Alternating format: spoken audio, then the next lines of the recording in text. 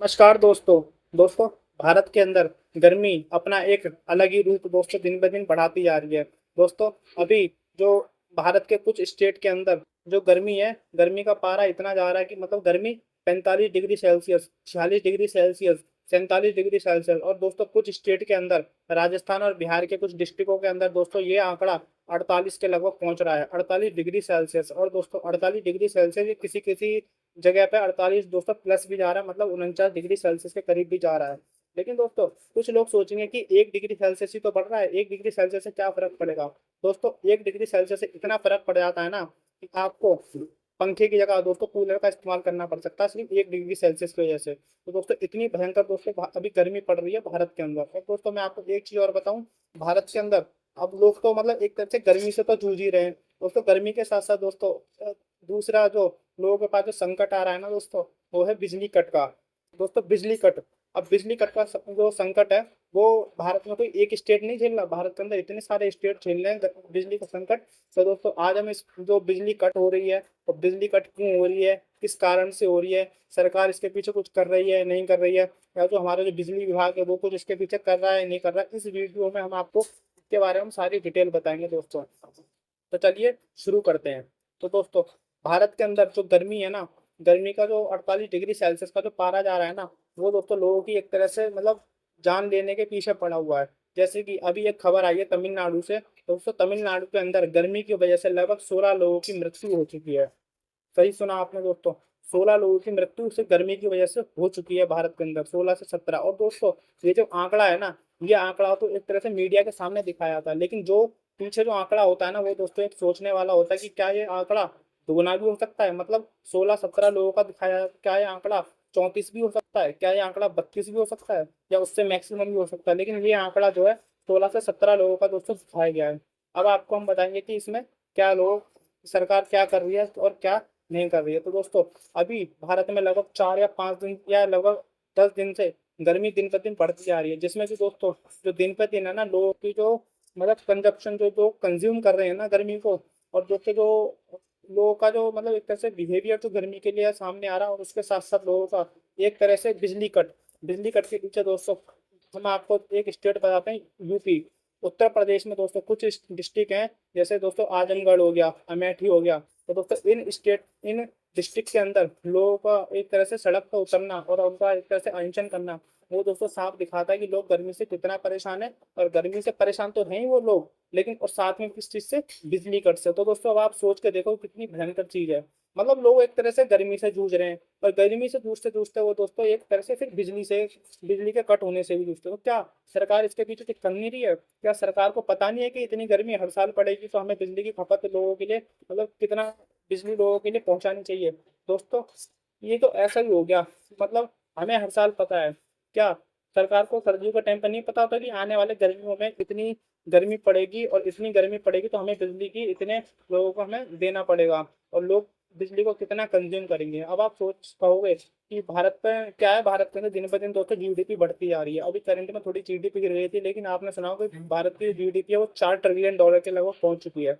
अब जाहिर सी बात है सोचने वाली, अगर जीडीपी बढ़ेगी तो लोगों का दोस्तों रहने सहने का जो अपना जो तरीका है वो भी दोस्तों बढ़ेगा। जो लोग कूलर इस्तेमाल करते थे वो लोग अब एसी इस्तेमाल कर रहे हैं, जो लोग पंखा इस्तेमाल करते थे वो लोग कूलर इस्तेमाल कर रहे हैं। और दिन पर दिन जितनी चीजें एक्स्ट्रा बढ़ेंगी, उतना बिजली का दोस्तों बिजली कंज्यूम भी ज्यादा होगी, बिजली की आवश्यकता भी ज्यादा पड़ेगी। मतलब लोगों का रहन सहन अगर बदलेगा तो बिजली की आवश्यकता भी ज्यादा होगी। तो दोस्तों क्या सरकार ये इसका डेटा नहीं निकालती? क्या सरकार ये डेटा निकालती नहीं है कि इस साल कूलर कितने बिके, इस साल एसी कितने बिके? तो दोस्तों इस हिसाब से सरकार को सोचना चाहिए, कि सरकार को ये सोचना चाहिए कि इतने एसी बिक रहे हैं, इतने कूलर बिक रहे हैं, तो इससे बिजली की खपत कितनी बढ़ रही है दोस्तों दिन पर दिन। और दोस्तों फिर साथ में बिजली कट, हम आपको एक ऐसी कहानी बताते हैं जिसमें कि दोस्तों आप सोचते रह जाओगे, क्या भारत की जो राजधानी है दिल्ली, उसके अंदर ऐसी खबर सामने आई है।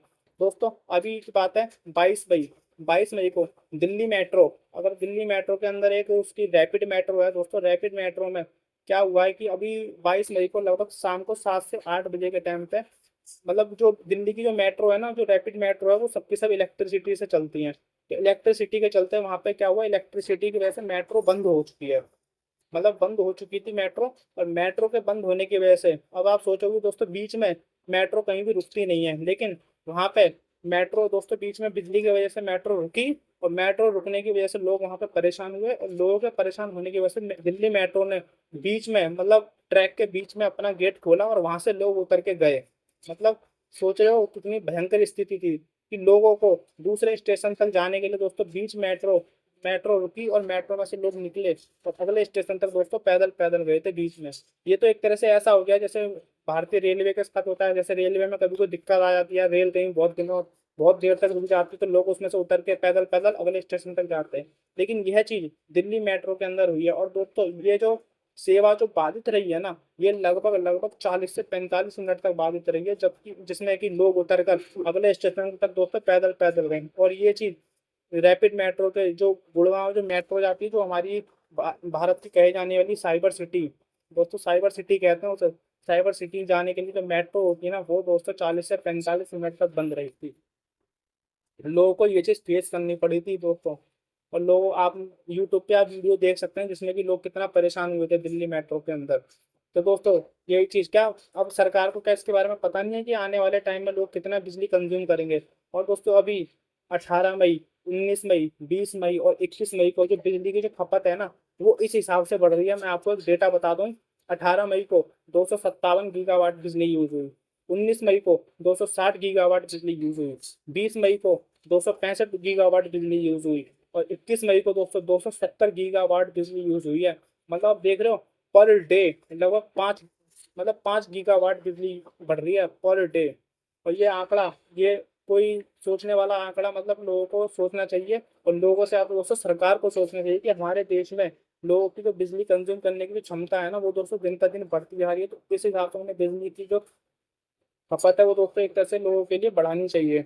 और दोस्तों और इसके साथ ही जो बिजली कट की जो समस्या लोग झेल रहे हैं ना, बिजली कट की समस्या लोग झेल रहे हैं के पीछे दोस्तों सरकार को ये भी सोचना चाहिए कि हम बिजली कट क्यों कर रहे हैं। अब हम ये चीज तो मान सकते हैं कि चलो अगर दोस्तों बिजली अगर लोग ज्यादा यूज करेंगे, और एक साथ ही क्या होता है कि एक समय ऐसा आता है जो पीक टाइम होता है, मतलब दोपहर में 3, 4, 5 बजे के आसपास का होता है, पीक टाइम होता है बिजली दोस्तों कंज्यूम करने का। उस टाइम पे लोग एक साथ इतनी बिजली इस्तेमाल करते हैं जिससे कि ट्रांसफार्मर पे लोड बढ़ता है, और ट्रांसफार्मर पे लोड बढ़ने की वजह से दोस्तों उनका फूकने का चांस ज्यादा रहता है। तो इस वजह से उस टाइम पे बिजली कट कर दी जाती है। लेकिन दोस्तों क्या सरकार को ये नहीं सोचना चाहिए कि हम अगर इस वजह से बिजली काटेंगे तो दोस्तों लोगों को कितनी दिक्कत आएगी देश के अंदर। तो उस हिसाब से सरकार को अपने ट्रांसफार्मर भी बनाने चाहिए कि इतना ट्रांसफार्मर हमारा इतना अच्छा हो, इतना हैवी हो, जिससे कि लोगों को हम बिजली अगर एक साथ भी इतनी दें तब भी हमारे ट्रांसफार्मर पर कोई दिक्कत ना आए। और दोस्तों यूपी के कुछ डिस्ट्रिक्ट मैंने आपको बताया दोस्तों, आजमगढ़, अमेठी और दोस्तों क्या है जौनपुर। तो दोस्तों इन 3 डिस्ट्रिक्ट में यूपी के लोग सड़कों पर उतर आए हैं, लोग सड़कों पर उतर कर अनशन कर रहे हैं कि, और वहां पे दोस्तों बिजली कितनी कट हो रही है, लगभग 14-14, 15-15 घंटे बिजली जा रही है।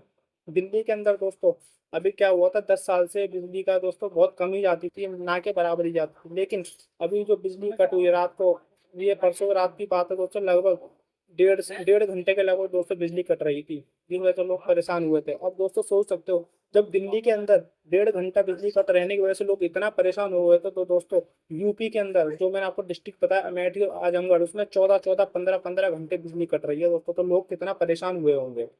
तो दोस्तों इसके लिए लोगों को भी सोचना चाहिए और सरकार को भी सोचना चाहिए कि बिजली का इस्तेमाल किस तरीके से हो रहा है। तो फिर इसमें कुछ फैक्टर, बीच में कुछ फैक्ट आते हैं जिसमें कि लोगों के पास बिजली पहुंचाने के लिए दोस्तों एक तरह से जो शिपिंग होती है, तो दोस्तों वो इतनी उत्तर नहीं है दोस्तों।